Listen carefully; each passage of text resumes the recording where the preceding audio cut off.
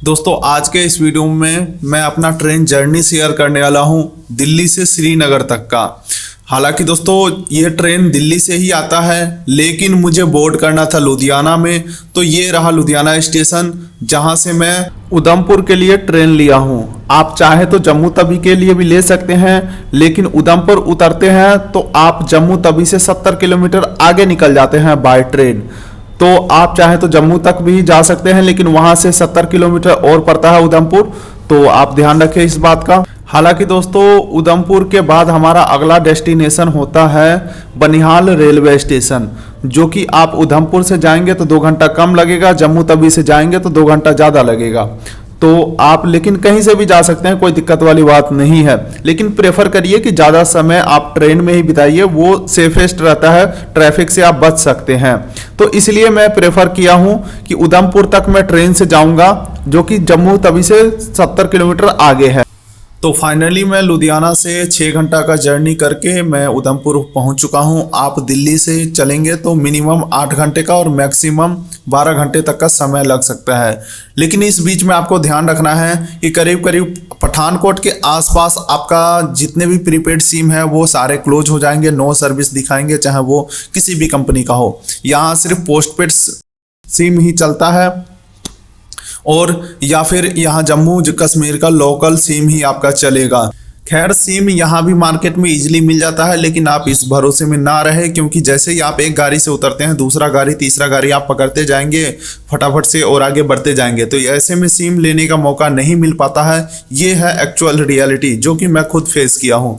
तो एक postpaid SIM at least लेकर ही चले वहाँ से। हालांकि दोस्तों मैं बताना भूल गया, मैं अपने 11 महीने के बेबी बॉय के साथ ट्रैवल कर रहा हूं, और ये मेरा फर्स्ट एक्सपीरियंस भी था कि मतलब बच्चों को लेकर के पहाड़ में बर्फ़ में ठंडी में जाएं तो क्या सर्वाइव हो पाएगा या कुछ दिक्कतें आएंगी। तो ये सब तो अगले पार्ट में आप देखोगे, जो कि हम गुलमर्ग घूमे हैं इस बच्चे को लेकर के। खैर अपने पॉइंट पे वापस आते हैं। तो मैं करीब करीब 5:30 बजे सुबह पहुंच चुका था उधमपुर, और मैं वेट कर रहा था कि थोड़ा दिन खुले और हम वहां से बनिहाल के लिए कोई टैक्सी ले या जो भी सवारी गाड़ी हो वो ले। तो मुझे पता चला कि यहाँ पे करीब करीब 6:30 बजे दिन खुल जाता है और टैक्सी भी आराम से मिल जाता है। तो मैंने किया शेयर टैक्सी, यानी कि उसमें 7 से 9 लोग को बिठाते हैं, ठीक है, और सबसे 600 रुपये लिए हैं। अगर आप ग्रुप में हैं 5-6 आदमी हैं तो हो सकता है 20-40 रुपये कम भी कर दें, लेकिन एवरेज जो प्राइस है वो 600 रुपया है। इसी बीच आपको उधमपुर स्टेशन के ऊपर वेटिंग हॉल भी मिल जाएगा, फीमेल के लिए भी और मेल के लिए भी। तो आराम से वहाँ पे वॉशरूम वगैरह जा सकते हैं, और फैसिलिटी ठीक ठाक है, कोई दिक्कत वाली बात नहीं है। वाईफाई भी लगा हुआ है रेल वायर का। लेकिन दिक्कत यही है कि आपको OTP वेरीफाई करना पड़ेगा, जो कि आपके प्रीपेड सिम वहाँ पे चलेगा ही नहीं। और आप चाहोगे कि घर से OTP मंगा लूँ, तो भाई घर पे भी कॉन्टैक्ट कैसे करोगे जब आपके पास कोई एक्टिव सिम ही नहीं है। तो ये वाईफाई का भी मुझे कोई फायदा ही नहीं लगा। इसी के साथ साथ दोस्तों मैं अपना पर्सनल सलाह दूं तो आप जम्मू कश्मीर का ऑफलाइन मैप डाउनलोड कर ले, इसी के साथ साथ कुछ म्यूजिक डाउनलोड कर ले, और अगर आपके साथ बच्चे ट्रैवल कर रहे हैं तो उनके लिए कार्टून वीडियो मस्ट डाउनलोड करके रखें आप। और अगर आप 2 साल से कम उम्र के बच्चे के साथ ट्रैवल कर रहे हैं तो उनके लिए पानी आप लेकर के ही चले, क्योंकि जगह जगह आप पानी चेंज करिएगा तो उनका तबीयत खराब हो सकता है। और सर्दी का और खांसी जुकाम का तो दवा लेकर ही चले, खास करके बच्चों का, क्योंकि इधर का मौसम होता है ठंड। खैर दोस्तों जैसे ही दिन खुला करीब करीब 7 बजे तो मैं बाहर निकला, तो वहाँ पे इजीली हमें शेयर टैक्सी मिल गया, जो कि 600 रुपये पर हेड लिया और बनिहाल तक के लिए निकल दिए। तो बाकी दोस्तों रास्ते में नज़ारा भी कुछ आपको अच्छा सा दिखेगा, जैसे कि पहाड़ हो गया, स्नो भी कहीं कहीं आपको दिखेगा। तो थोड़ा सा एंजॉय कीजिए रोड ट्रिप को। हालांकि दोस्तों उधमपुर से बनिहाल का डिस्टेंस 90 किलोमीटर का है, लेकिन आप बिल्कुल भी अंदाज़ा नहीं लगा सकते कि कितना समय लगेगा। अगर आप ड्राइवर से भी पूछेंगे तो वो भी कुछ फिक्स नहीं बताएगा, क्योंकि यहाँ पे कहीं पे लैंडस्लाइड हो जाता है तो जाम लग जाता है, अदरवाइज नॉर्मली भी जाम लग जाता है, या फिर बारिश हो गया तो रोड खतरनाक हो जाते हैं, तो जिस वजह से भी गाड़ी तेज़ी से आगे नहीं निकल पाता है। लेकिन लकीली मैं 3.5 घंटे के अंदर बनिहाल पहुँच गया। लेकिन वहाँ पे ड्राइवर कह रहे थे कि इससे पिछला दिन जो सुबह 7 बजे निकला था बनिहाल से, वो रात के 1:30 बजे सॉरी, जो उधमपुर से 7 बजे निकला था वो रात के 1:30 बजे बनिहाल पहुंचा है।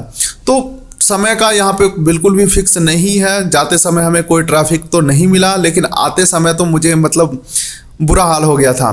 खैर दोस्तों, आप मतलब मैं तो यही कहूँगा होटल वगैरह एक्स्ट्रा ना बुक करें, क्योंकि यहाँ पे समय का कोई पता नहीं होता है। इसी सफ़र के दौरान आपको मिलेगा इंडिया के सबसे लंबा रोड टनल, जो कि इसका पहला नाम था चिनानी नसीरी रोड टनल, जो कि अभी इसका नाम हो गया श्याम प्रसाद मुखर्जी टनल, जो कि पूरी 9 किलोमीटर लंबा रोड टनल है, जो कि इंडिया का लॉन्गेस्ट टनल में से एक है। यानी कि सबसे लंबा तो यही है, इसके बाद ही जो कोई भी है। हालांकि दोस्तों इसके अंदर बिल्कुल भी आपको घबराहट सा फील नहीं होगा, क्योंकि यहाँ इसके अंदर म्यूजिक के साथ साथ लाइट और ऑक्सीजन के भी भरपूर यहाँ पे व्यवस्था किया गया है। इसी के साथ साथ इस टनल के अंदर कोई भी गाड़ी ओवरटेक नहीं कर सकता है, और ख़ास ध्यान रखा जाता है कि इसके अंदर जाम बिल्कुल भी ना लगे। जाम इसके आगे लग सकता है, पीछे लग सकता है, लेकिन बीच में तो नहीं। तो इसी तरीके से हमारा टनल का रास्ता भी पार हो जाता है। अच्छा भी लगा, और कुछ जगह हमने आंख बंद करके भी रखे। तो उसके बाद हम निकल जाते हैं, फिर पहाड़ियों के वादियों के साथ साथ हम आगे बढ़ते जाते हैं। बहुत सारे आपको रास्ते में झरने तो दिखेंगे ही। हालांकि अभी वो मौसम नहीं है बरसात का, और लकीली हम जब ट्रेवल कर रहे थे तो यहाँ पे मौसम बहुत ही अच्छा था। बिल्कुल भी जाते समय तो कहीं पे भी जाम नहीं दिखा। इसी के साथ साथ हम पहुँच जाते हैं बनिहाल रेलवे स्टेशन। बनिहाल से श्रीनगर के लिए लोकल ट्रेन इस तरीके के आपको मिलेंगे, जो कि सुबह 7 बजे से लेकर के हर घंटे आपको गाड़ी मिलेगा। शाम के करीब 4:30 बजे तक लास्ट ट्रेन रहता है। इसी बीच आपको स्नो भी देखने को मिलेगा, और अगर स्नो पड़ रहा हो तो वो भी आपको देखने को मिल जाएगा इसी ट्रेन सफ़र के दौरान ही। और ये लोकल ट्रेन रहता है, यहाँ पे ठंडी का भी एहसास नहीं होगा, क्योंकि अच्छा खासा यहाँ पे मिरर से कवर किया गया है। तो अच्छा जर्नी रहेगा। इसी के साथ साथ लोकल से भी आपका मीटअप होगा, यानी कि यहाँ के लोकल लोग भी ज़्यादा सफ़र करते हैं, तो उनसे भी आपका मुलाकात हो जाएगा। तो इसी तरीके से आराम आराम से चलते चलते मैं पहुँच चुका हूँ श्रीनगर रेलवे स्टेशन।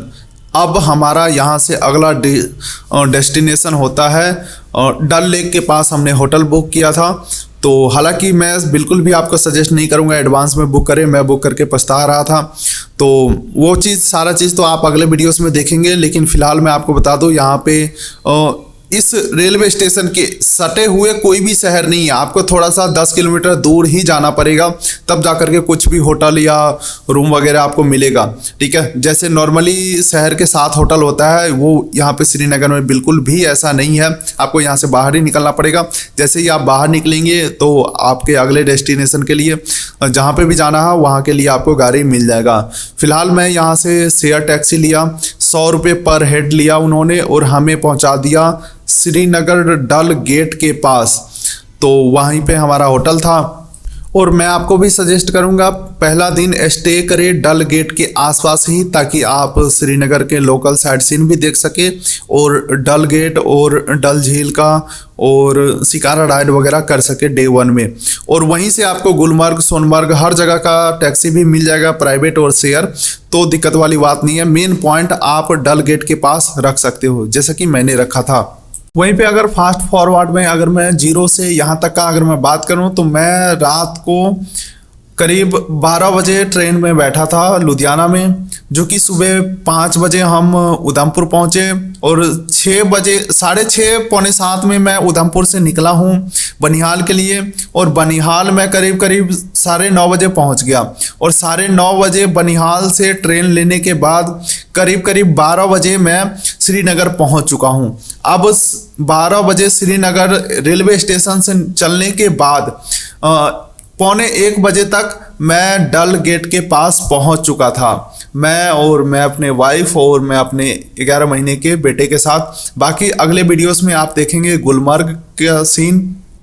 और हाँ, बनिहाल से श्रीनगर का जो प्राइस है वो 45 रुपया है। लोकल ही आपको टिकट मिल जाएगा स्टेशन के।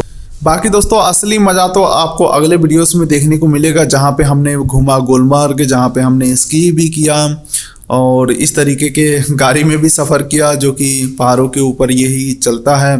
ठीक है, तो ये वाला वीडियो ज़रूर देखें, बहुत मज़ा आएगा। और चैनल को भी ज़रूर सब्सक्राइब कर लीजिएगा और आप एक बार कमेंट करिएगा तो आप लोग कहाँ कहाँ से देख रहे हैं। हम ये जानने में काफ़ी इच्छुक होते हैं कि हम वर्चुअली कहाँ कहाँ से कनेक्टेड हैं। तो बाकी इस वीडियो के ऊपर क्लिक करके ज़रूर देखिए ये गुलमर्ग वाला पार्ट।